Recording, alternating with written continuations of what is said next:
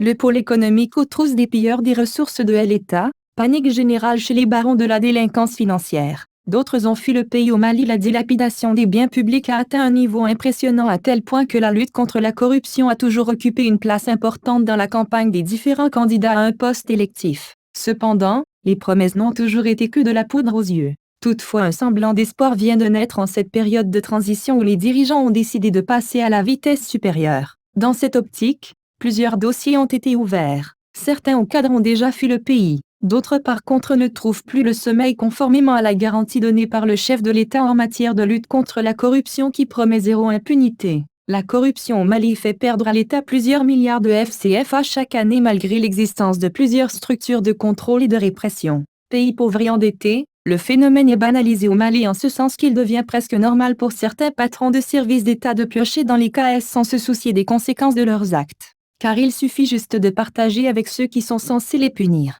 C'est la raison principale pour laquelle la lutte contre la corruption a toujours été un projet qui n'a pas réellement pris corps au Mali. Cependant, depuis l'affaire Fonds mondial qui avait renvoyé un ancien ministre de la Santé devant la cour d'assises de Bamako, les Maliens se sont réellement intéressés à la lutte. Des associations et mouvements de lutte ont été créés mais la bonne politique a toujours manqué. Après le scandale de l'achat de l'avion présidentiel, des engrais frelatés, des équipements militaires, le pôle économique a été fortement sollicité. Le procureur